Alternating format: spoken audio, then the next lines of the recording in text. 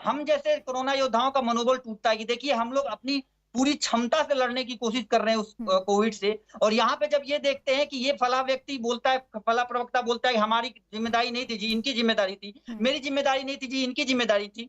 तो मेरी तो ये अपील ये है कि जितने लोग बैठे हैं, मेरी अपील इनसे ये है कि जब पहली लहर में जब बात हो रही थी कि दूसरी लहर आ सकती थी, हमने तैयारी नहीं की, ये चूक है, लेकिन साहब अभी भी जगेंगे, अभी भी साथ मिल के आएंगे तो तीसरी लहर को हम लोग रोक सकते हैं। बिल्कुल। और इस तीसरी लहर को रोकने के लिए सबसे बड़ा जो कारगर हथियार है वो वैक्सीनेशन है। बिल्कुल, और इस हमने वैक्सीनेशन पर आपने देखा डॉक्टर अरुण की किस तरह की बयानबाजियां हो रही हैं। रोहन गुप्ता, मैं आपके पास आना चाहती हूं।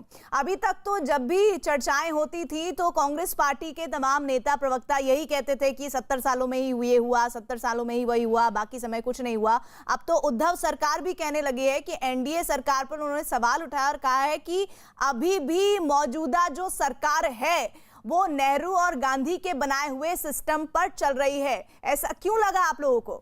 आपकी सहयोगी है इसलिए आपसे पूछ रही हूँ सवाल। देखिए प्रीति जी, अभी जो डॉक्टर साहब ने अभी एक बहुत अच्छी बात कही कि ये राष्ट्रीय आपदा है। यूनिवर्सल इम्यूनाइजेशन कांग्रेस के समय में, कांग्रेस की सरकारों के समय में देश ने देखा है। हर एक नागरिक को वैक्सीन मिले, ये केंद्र सरकार की जिम्मेदारी है। और आज जो एक्सपर्ट ने भी कहा कि इसको रोकने का एक ही तरीका है, वैक्सीन वैक्सीन वैक्सीन। हमारी सरकार, चलो उन्होंने 6 करोड़ वैक्सीन एक्सपोर्ट कर दी, अगर आज वो वैक्सीन एक्सपोर्ट नहीं होती तो आज वो 6 करोड़ वैक्सीन भारतीयों को लगती, वो जाने दीजिए। पर पल्ला झाड़कर अब राज्य सरकारों के जिम्मे ये चीज डालना, और वो प्राइवेट कंपनी जो रेट भी प्राइवेट कंपनी तय करे, और प्राइवेट कंपनी ये भी तय करे कि कितना कोटा स्टेट गवर्नमेंट को मिलेगा या प्राइवेट सेक्टर को मिलेगा, ये तो गलत चीज है। यूनिवर्सल इम्यूनाइजेशन का मतलब जो लैंसेट जो है, अगर आप उसका भी आर्टिकल पढ़ेंगे, यही है वैक्सीनेशन वैक्सीनेशन वैक्सीनेशन। केंद्र सरकार को एक नीति तय करनी चाहिए थी, एक ही रेट तय करती। अगर केंद्र सरकार को 175 में जो चीज मिले, क्यों राज्य को 600 रुपए देना पड़े? वो पैसा किसका है? देश की जनता का है। एक ही वैक्सीन के पैसे में 3 वैक्सीन हम लोग ले सकते हैं, पर ये केंद्र सरकार ने ये काम क्यों किया? दूसरा, कंपलसरी लाइसेंसिंग की मैं बात करता हूं। देश में बहुत सारे मैन्युफैक्चरर्स हैं, अगर आप कंपलसरी लाइसेंसिंग की प्रोविजन जो पास्ट में एचआईवी के लिए हुआ है, अगर उसको आप इंपोज करते तो आज 10-12 मैन्युफैक्चरर होते, उनके बीच में कंपटीशन होती, वैक्सीन सस्ती होती और हमको वैक्सीन बहुत ज्यादा मिलती। आज इतनी क्रिटिसाइज होने के बाद में 28 अप्रैल को केंद्र सरकार ने वैक्सीन का दूसरा ऑर्डर रखा है। मैं आज यहाँ पे राजनीतिक बात नहीं कर रहा हूँ प्रीति जी, पर आज देश जो परिस्थिति में है, ये एक ऐसा देश है जो ऑक्सीजन का सबसे बड़ा मैन्युफैक्चर है, ये ऐसा देश है जो दवाइयों का सबसे बड़ा मैन्युफैक्चर है, और ये ऐसा देश है जहाँ पे वैक्सीन पहले आई और वैक्सीन हमने एक्सपोर्ट कर दी। आज जब देश के नागरिक ये तीनों चीज के लिए तड़प रहे हैं तो सरकार की जिम्मेदारी तो तय होगी। भूल जाइए पास्ट को, भूल जाइए, उससे लोगों की जान वापस नहीं आएगी। आज से शुरुआत हो, केंद्र सरकार सारी राज्य सरकारों को साथ में ले, एक रणनीति तय करे। बात चल रही है लॉकडाउन की, करना नहीं करना, दिल्ली में अलग स्टाइल से लॉकडाउन चल रहा है। आप लोग सहयोगी नहीं कर रहे हैं, आप लोग राजनीति कर रहे हैं। कर रहा है? आज बीजेपी कह रही है मैनेजमेंट एक्ट में प्रीति जी, आज सारा पावर प्रधानमंत्री जी के पास में। आज प्रधानमंत्री जी पल्ला झाड़ रहे हैं कि आप अपने हिसाब से वैक्सीन दीजिए, अपने हिसाब से लॉकडाउन कीजिए। क्यों? क्योंकि उनको डर लग गया कि 4 लाख जो केस आए हैं, जो उन्होंने एंटीसिपेट नहीं किया, उनको डर लगता है लोगों के क्रिटिसिज्म से। नहीं, लेकिन सुनिए आदेश गुप्ता जी के पास मैं जाऊं रोहन, लेकिन उससे पहले आपको मैं याद दिलाना चाहती हूँ, जब पहला लॉकडाउन लगा था तब आप ही लोगों ने सबसे ज्यादा उसको क्रिटिसाइज किया था, आपने सवाल उठाए थे उस पर।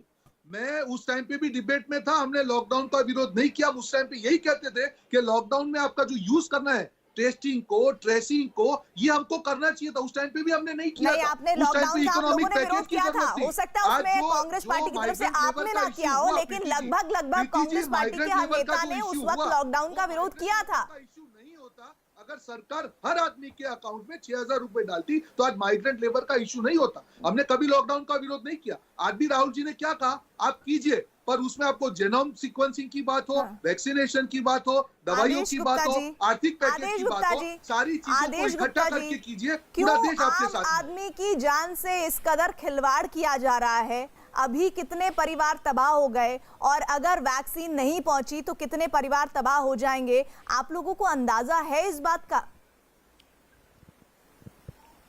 देखिए, जो काम आज देश में हमारे प्रधानमंत्री नरेंद्र मोदी जी के नेतृत्व में हुआ है, वो वास्तव में इतिहास के अंदर, आप इतने कम समय में देश के अंदर वैक्सीन तैयार होना और वैक्सीनेशन अभियान चलाना, ये अपने आप में बहुत बड़ी बात है।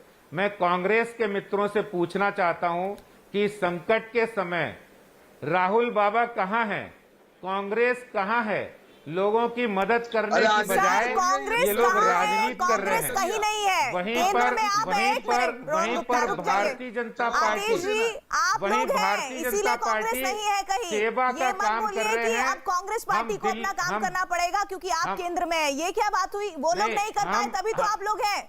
और मुझे इस बात का जवाब दीजिए जो बहुत जरूरी है, जो तमाम राज्य सरकारें जहां पर बीजेपी की सरकार नहीं है वो आपसे सवाल पूछ रही है कि वैक्सीन की एक कीमत क्यों नहीं है? ये क्या नहीं केंद्र सरकार इस पर टेक ले सकती है, जबकि इस पर तो कानून भी है? देखिए, वैक्सीनेशन पर जितना भी काम हुआ है केंद्र सरकार ने राज्यों के कहने से हुआ था। पहले तो केंद्र फ्री ही दे रहा था सभी राज्यों को। आज भी 50% वैक्सीन केंद्र राज्यों को फ्री दे रहा है। राज्यों के कहने पर ही इसको 50% फ्री हटाएगा।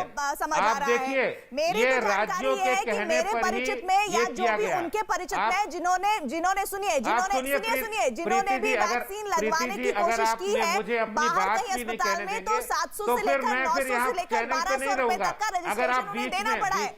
आप कह रहे हैं मुफ्त में वैक्सीन मिल रही है। प्रीति जी आप एक बार क्वेश्चन कर लीजिए। मैं कह रहा हूं, जो पहले मैं जवाब दूंगा कांग्रेस के मित्रों का जो बात वैक्सीन की कर रहे हैं। भारत प्रधानमंत्री जी ने वैक्सीनेशन अभियान बिल्कुल फ्री पूरे देश में चल रहा था, और उसको जब राज्यों ने मांग की कि हमें भी लिबर्टी दी जाए तो राज्यों को 50% अपनी अनुमति दी गई कि आप खरीद सकते हैं। और पूरे देश में ये जो वैक्सीनेशन आज जितना आप देखिए 8 महीने के अंदर जितना प्रोडक्शन तेजी से हुआ है इतना पूरे वर्ल्ड में कहीं नहीं हुआ है। विश्व का सबसे बड़ा वैक्सीनेशन अभियान है, और इस पर ये लोग राजनीति कर रहे हैं, जबकि संकट के समय इनको साथ मिलकर काम करने की जरूरत थी। आज राहुल बाबा कहीं नहीं दिखाई पड़ रहे हैं, कांग्रेस कहीं नहीं दिखाई पड़ रही है। भारतीय जनता पार्टी के कार्यकर्ता जो लोग घर में कोरोना से पीड़ित हैं उनको खाना भी पहुंचा रहे हैं, उनको ऑक्सीजन भी दिलवा रहे हैं और उनको दवाइयां भी दिलवा रहे हैं, लेकिन ये लोग राजनीति करने से बाज नहीं आ रहे हैं। अच्छा आदेश जी, एक मिनट रोहन गुप्ता, एक मिनट। आदेश जी, आपको पता है कई ऐसे लोग जो सीनियर सिटीजन हैं उन्होंने पहली तो डोज ले ली, उनको दूसरी डोज नहीं मिल पा रही है क्योंकि अवेलेबल ही नहीं है, डोजेस है ही नहीं, डोजेस खत्म हो चुकी हैं। इसके लिए कौन जिम्मेदार है? इस पर दिल्ली प्रीति जी, मैं आपके चैनल पर बड़े स्पष्ट तरीके से कहना चाहता हूं प्रामाणिकता के साथ कि दिल्ली सरकार इस मुद्दे पर झूठ बोल रही है। हमारे पास पूरे आंकड़े हैं कि जो सेकेंड डोज है जो 45 साल से ऊपर के लोगों को लगने वाली है उसकी पूरी 5.5